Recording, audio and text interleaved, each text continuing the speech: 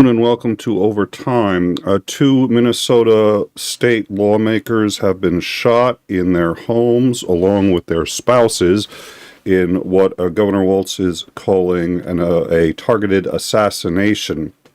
The the House Speaker for the Minnesota State House, Speaker Emerita Melissa Hortman, a Democrat, and her husband were in their homes when they were killed by an assassin. They were shot multiple times.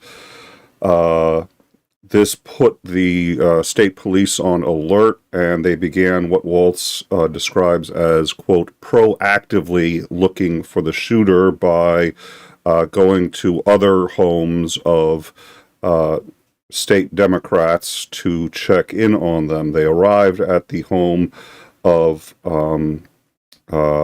State Senator John Hoffman, who's also a Democrat, and when they arrived there, they found what appeared to be a police car with its lights on in front of the home and what appeared to be a police officer coming out of it. He was armed with a taser, a badge, and a firearm.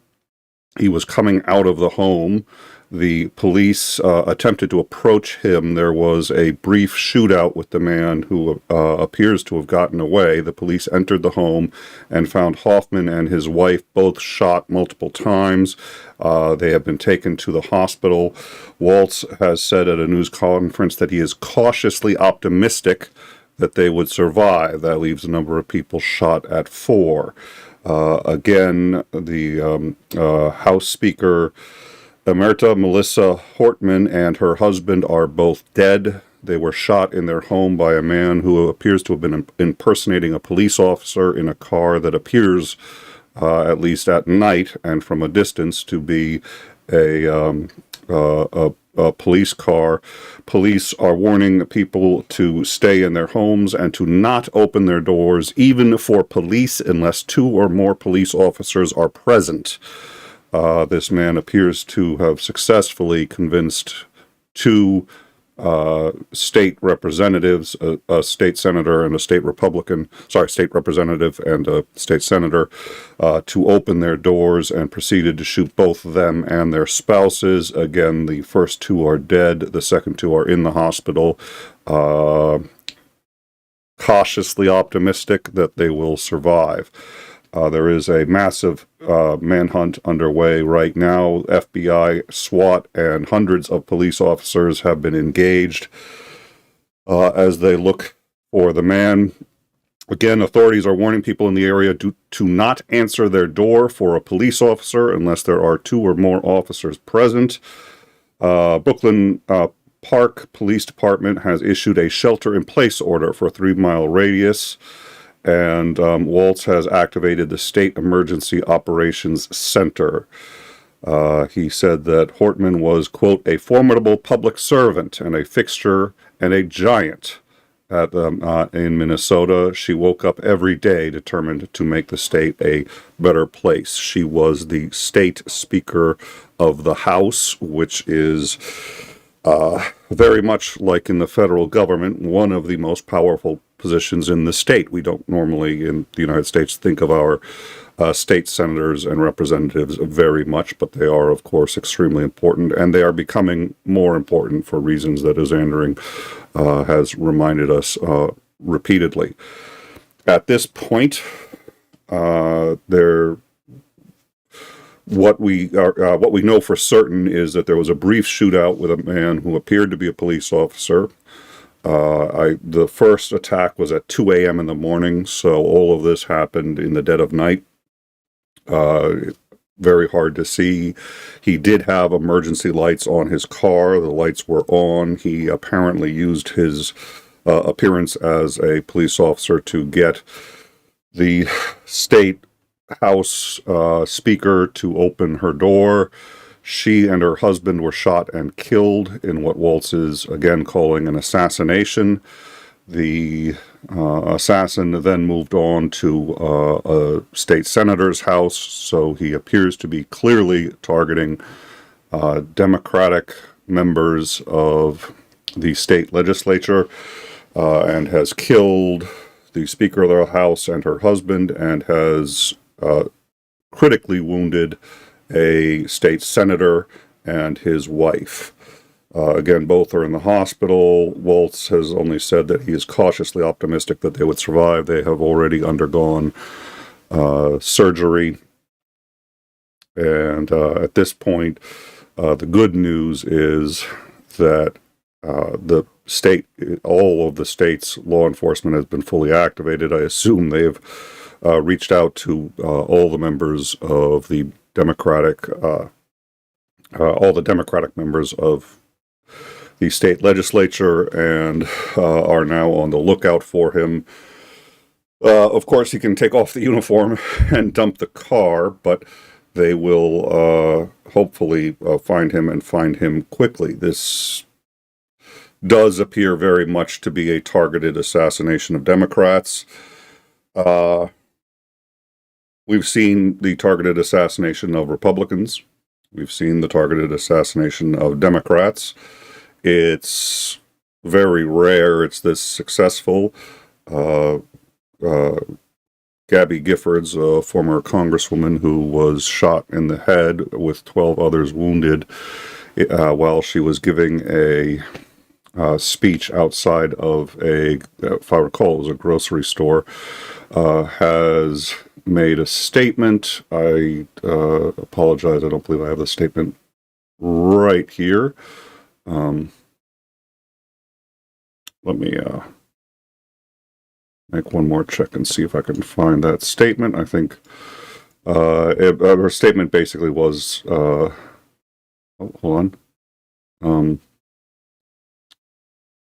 So actually, okay. So the first attack was not at 2 a.m. That was the second attack. Law enforcement received a call. They had heard what appeared to be gunfire at the Hoffman residence. Police responded and found what appeared to be a police officer exiting the. Once again, I stand corrected. I was right the first time. 2 a.m. was the first one. Shots fired. The Hoffmans were dead. Then it was the Hortman home around 3:35 a.m. where they encountered what appeared to be a police officer. As they approached that police officer, the individual immediately began firing upon them. They exchanged gunfire. He was able to escape, probably in part because the police prioritized entering the home to see if anyone was alive. They found both Hortman and his wife shot multiple times and took them to the hospital. Authorities say they are searching for a male wearing a vest with a taser, a badge, and other equipment similar to a police officer. Again, if someone comes to the door claiming to be a police officer, call 911 to confirm that an officer has been dispatched to that location, and do not open the door unless there are 2 or more officers there. They have informed all of their officers that they are not to approach anybody by themselves. They are all to stay in pairs at all times. And this is obviously an ongoing situation.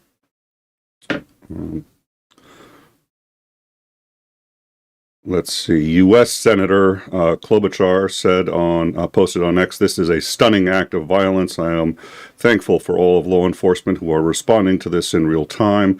My prayers are with the Hoffman and Hoffman families. Both legislators are close friends and devoted to their families and public service." Because we do think of the state legislature and the federal government as 2 separate entities, and they really are. State legislators and the representatives sent to Washington are actually usually closely related. They do coordinate their efforts in the state with that of the representatives of that state in Washington. So it would not be a surprise for 𝐒𝐚𝐬 to know these 2 well, especially the state senator, and to have worked with them very closely. Former Congresswoman Gabby Giffords, now head of the National Gun Violence Prevention Organization, said in a statement Saturday that she is horrified and heartbroken by last night's attack on two patriotic and public servants. My family and I know the horror of a targeted shooting all too well. All attacks against lawmakers is an attack against American democracy itself. Leaders must speak out and condemn the fomenting of violent extremism that threatens everything this country stands for. She was one of 13 people wounded in an Arizona supermarket parking lot in 2011. It's one of those things that they say you govern, or sorry, you, what is it, you,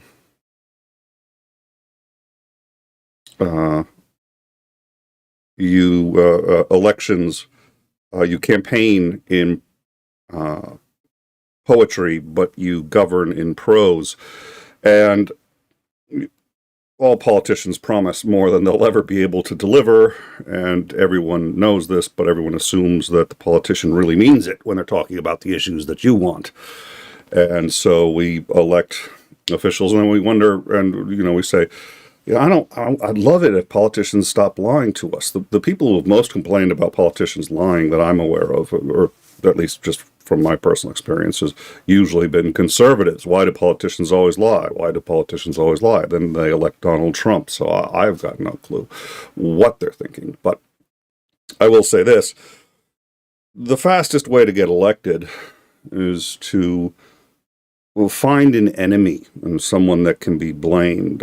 It's all Republicans' fault. It's all Democrats' fault. It's all the NRA's fault. It's all this, that. And believe me, there's groups that have more blame than others. I'm not trying to suggest that the blame is equal all around, but there is some blame for everybody for different reasons. But the system incentivizes, and I guess our own nature incentivizes the attitudes of people like Donald Trump, who says that it's okay that at one of his rallies they attempted to set a black man on fire. Well, that's fine. Punch that guy in the face and I'll pay your legal bills. That's the guy we have in office. And that bravado makes you feel good. Oh yeah, I'm backing the big man. But that bravado is what takes people who are already perhaps not entirely mentally stable, pushes them over the edge. Michelle Bachmann and people like her putting red targets on everybody she doesn't like and saying, these are the ones we got to go get. We might have to exercise our Second Amendment rights. What's that supposed to mean? Oh, I didn't mean anything by it. And this happens.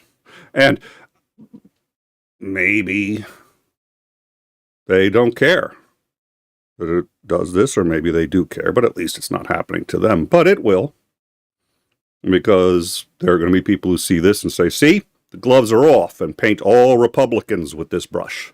Paint all Republicans with the brush of this lunatic who's going around assassinating people. And so I was going to say, well, maybe it's time we do it back. So it behooves all of us to remember that while it might make it a little easier to get elected if you start telling people that immigrants are the enemy and that it's okay to treat them any way you want to, they're not really human anyway. Have you seen the color of their skin? It's not difficult to say. And it helps get people elected. But it has consequences. Very real consequences. You're a psychopath, maybe you don't care. But I don't think that's the kind of people that should be leading this country, and violence on the whole in this country is actually reasonably down, except for political violence, which is going up. That's a problem. That's a very serious problem, and Giffords was right. Any attack on any publicly elected official on any side, including the attempted assassination of Donald Trump, is an attack on the entire country. I've got huge objections to Trump. I don't think he has any right to the Oval Office for any number of reasons. I think the first election, Paul Ryan won, believe it or not. And I made that argument before, so I won't make it again. But he's there now. And were he to be assassinated, it's more likely to make things worse than better. All right, today is obviously a very big day. We are expecting between 2,000 and 3,000 No Kings protests across the country. We are also expecting a parade, ostensibly for the 250th anniversary of the U.S. Army. Having said that, that is not what Donald Trump sees it as. That is not what most people see it as, and that is by design, because we've never really had a celebration like this for the Army. This celebration, in Trump's mind, and is the reason he ordered it, is to celebrate the dear leader's birthday. We will be covering the monstrosity of a celebration expected to cost taxpayers over $140 million. No wonder he and the Doge boys had a falling out. That's what he calls cutting government. It's okay to cut Medicare and Medicaid and Social Security. Just don't cut my birthday party, man. Oh, wow. He and Kim Jong-un, no wonder they get along.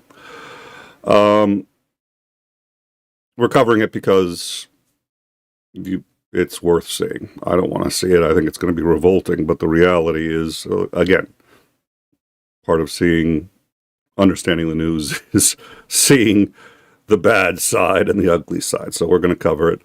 We're also going to be covering the No Kings protests/rallies across the country. They're not expected to start in earnest for a little while yet. We're on standby. We'll be following that, and we will be following this in the Discord. Again, there's a massive manhunt in Minnesota right now for a gunman who appears to be impersonating a police officer. He appears to have a vehicle that can impersonate a police vehicle. He has assassinated the House Speaker, the Minnesota House Speaker, and her husband. He has also shot repeatedly a state senator and his wife. They are both in the hospital and have undergone surgery, and there is now a manhunt for this individual. This is probably one of the bigger acts of political violence we've seen in a very long time. It is clearly a pre-planned assassination and assassination attempt, and we'll probably just keep people up to date on the Discord. So join us on the Discord and you can keep up with what's happening there, and we will be covering the No Kings protests and the parade as they occur. Donald Trump is expected to join the parade at, I believe it was 6 p.m. Eastern. We'll keep you up to date on that. Thank you for joining us, and please do stay safe out there. Have a good night.